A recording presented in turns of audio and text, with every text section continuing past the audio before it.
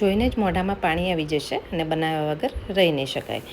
તો આજે આપણે ઇન્સ્ટન્ટ અથાણું બનાવવાના છે.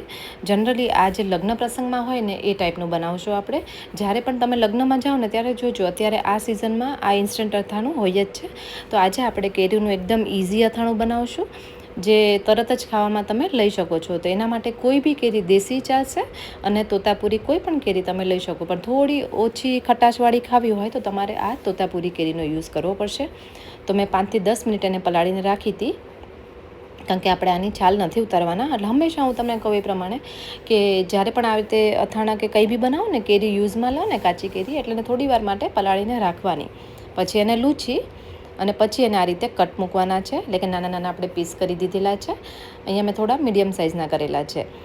તો આ અથાણું કેવું છે, આપણે સિઝન આવે ને એટલે પહેલાં આપણે આખા વર્ષના અથાણા બનાવીએ, બરાબર ને? પણ એની પહેલાં જ્યારે આ જે બનાવવામાં આવશે ને, એ આખા વરસ કરતાં આમાં તમને બહુ મજા આવશે ખાવાની.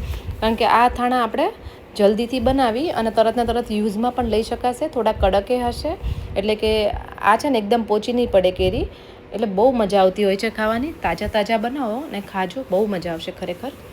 અને આ કેરીને છે ને પછી નહીં ધોવાની, કટ કરીને પહેલાં ધોઈ લૂછી દેવાની, પછી કટ કરવાના, એટલે અથાણું બહુ બગડે નહીં આપણું જલ્દી. હવે અહીંયા 1/4 કપ જેટલું તેલ ગરમ થવા મૂક્યું છે. તેલને એકદમ સરસ ગરમ થવા દેવાનું. થોડા મેં કુરિયા નાખીને જોયા રાઈના, તો આ રીતે જો ધીરે રહીને ઉપર આવે છે, એનો મતલબ આપણું તેલ એકદમ સરસ ગરમ છે. હવે આપણે આ તેલને થોડું ઠંડુ થવા દઈએ, એટલે કે નવસેકું ગરમ હોય ને એવું થવા દેવાનું છે. તો અહીંયા અડધો કપ જેટલા મેં મેથીના કુરિયા લીધા છે, એનાથી અડધા એટલે કે 1/4 કપ જેટલા રાઈના કુરિયા. તો તમે જો 5 ચમચી લો ને, તો 5 થી 6 ચમચી લેતા હોય ને, એનો અડધું માપ મેથીના કુરિયા 6 ચમચી હોય તો એના અડધા આપણે રાઈના કુરિયા લેવાના. એ રીતનું માપ રાખજો, પ્લસ માઇનસ કરી શકો છો.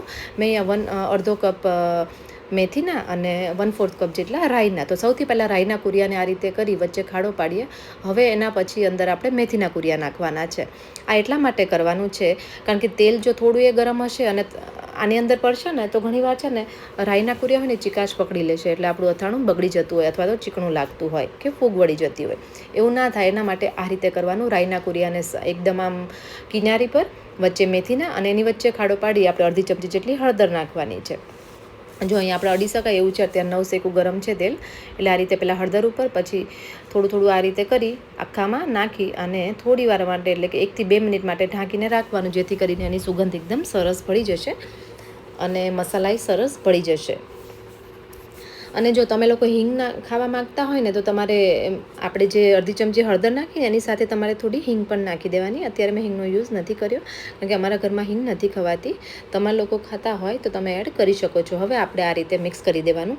હવે જો આપણો મસાલો ઠંડો થઈ ગયો છે, અહીંયા હલાવ્યો ને પછી જોવાનું, ચેક કરવાનું. ઠંડુ થઈ જાય ને પછી જ એના અંદર લાલ મરચું અને મીઠું નાખવાનું. મીઠુંથી શું થશે, જો પહેલાં ગરમ ગરમમાં નાખશો ને તો અથાણું બગડી જવાના ચાન્સ રહે છે. મીઠું પાણી છોડશે ગરમમાં, અને લાલ મરચું છે એ કાળું થઈ જશે, એટલે તમારું અથાણું દેખાવામાં પણ સારું નહીં લાગે.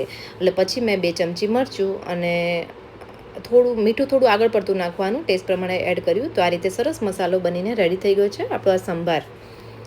અને જો તેલ એ બરાબર છે, તમારે વધારે તેલ નાખવું હોય તો નાખી શકો છો, પણ આપણે ઇન્સ્ટન્ટ બનાવવાનું છે અને ખાવાનું છે, એટલે બહુ તેલ નાખવાની જરૂર નથી.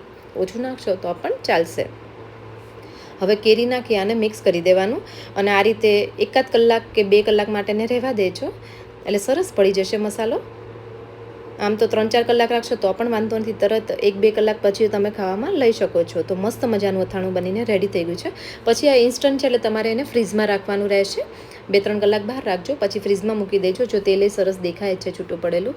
આ અથાણું લગ્નમાં જરૂર અત્યારે હોય જ છે, તમે જ્યાં જાઓ ને ત્યાં જોજો. અને તમે લોકોએ આવી રીતે ઇન્સ્ટન્ટ અથાણું ખાધેલું હોય તો કમેન્ટમાં જરૂરથી મને જણાવજો. આ અથાણું અમારા ઘરમાં એટલું સરસ ખવાય છે ને કે રોજ બનાવીને અમે ખાઈએ છીએ.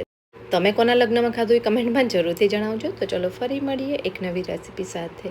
Thank you.